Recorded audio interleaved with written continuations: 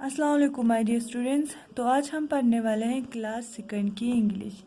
ठीक है, तो फिर जैसे आप सभी को पता है हमने chapter number 9 a gift of crayon इस वाले स्टोरी को हमने पढ़ लिया था।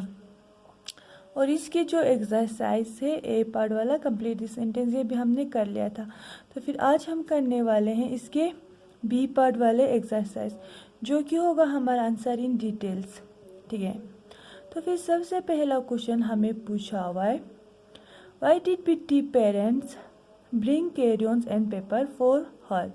ठीक है, तो फिर जैसे आप सबों ने इस पोएम में देखा कि जो ये बिट्टी थी, ठीक है, उसको उसके पेरेंट्स यानी कि उसके माँ बाप ने कैरियंस और पेपर्स क्यों लाए थे। ठीक है, तो फिर इसके आंसर से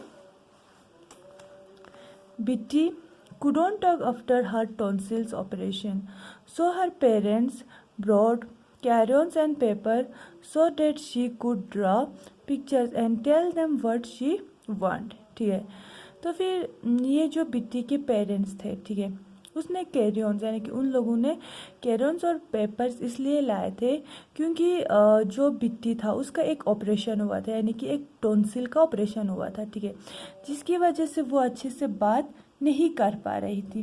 ठीक है, तो फिर अगर उसे कुछ चाहिए था या फिर उसे किसी से कुछ बोलना चाहती थी तो फिर वो उसे क्या ड्रॉ करके यानी कि पिक्चर के ज़रिए समझाती थी। ठीक है, तो फिर उनके माँ बाप ने इसी तरकीब को सोच के उसके लिए क्या लाए थे, कैरियंस और पेपर लाए थे।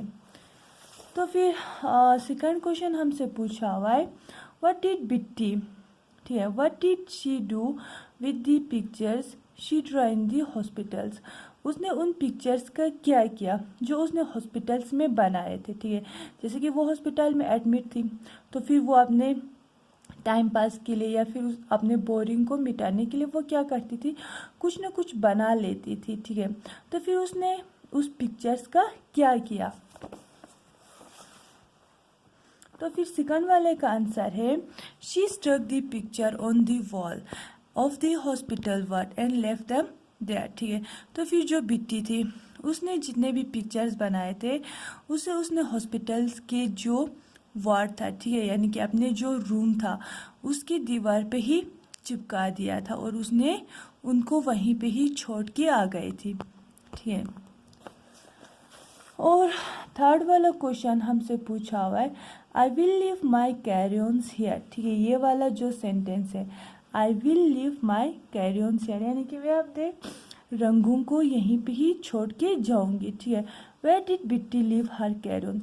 अब हमें इसी से रिलेट से क्वेश्चंस पूछ रहे हैं। ठीक है, तो फिर बिट्टी ने अपने कैरियंस को कहाँ पे छोड़ के चली गई थी। और सेकंड क्वेश्चन हमसे पूछा हुआ है, why did she leave them there. Bitti ने अपने कैरियंस को वहाँ पे छोड़ के क्यों चली गई थी। ठीक है, तो फिर इस थर्ड वाले का आंसर हमने लिखा हुआ है, ये थर्ड का ए पार्ट का आंसर है। ठीक है, इस वाले ए का answer, where did Bitti leave her crayon. बिट्टी ने अपने कलर्स को कहाँ छोड़ के गई थी। Bitti left her crayons in the hospital ward. ठीक है, जो बिट्टी थी उसने अपने कैरियंस को कहाँ पे छोड़ के गई थी, हॉस्पिटल वार्ड में। ठीक, यानी कि उस हॉस्पिटल के रूम में ही छोड़ के चली गई थी। और सेकंड क्वेश्चन हमसे पूछा हुआ था, why did she leave them there. उसने उन कैरियंस को यानी कि उन रंगों को वहाँ पे छोड़ के वो क्यों चली गई थी। ठीक है, तो फिर इसका आंसर है, she left them there so that others people could use them too. उसने यानी कि बिट्टी ने उन कैरियंस को वहाँ पे इसलिए छोड़ के चली गई थी ताकि जो दूसरे लोग हैं, ठीक है, अगर उस हॉस्पिटल में कोई नया पेशेंट आता है वो इस्तेमाल कर सके। ठीक है, यानी कि उसका इरादा यही था कि ये किसी और ज़रूरतमंद को काम में आ जाए। और फिर फोर्थ क्वेश्चन हमसे पूछा हुआ है, what did Bitti become when she grew up. जब बिट्टी बड़ी हो गई तो फिर वो क्या बन गई, Bitti became an artist an art teacher. ठीक है, जब बिट्टी बड़ी हो गई तो वो क्या बन गई, एक कलाकार और एक आर्ट टीचर बन गई थी। तो फिर 5th क्वेश्चन हमसे पूछा हुआ है, why does Bitti go to the hospital even now. Bitti यानी कि अभी भी, जब वो इस एज पे पहुंच गई, यानी कि वो एक आर्टिस्ट बन गई है, फिर भी वो हॉस्पिटल में क्यों जाती है। ठीक है, तो फिर इस क्वेश्चन का आंसर है, she distribute crayons and paper among the boys and girls who are admitted in the hospitals and also teach them.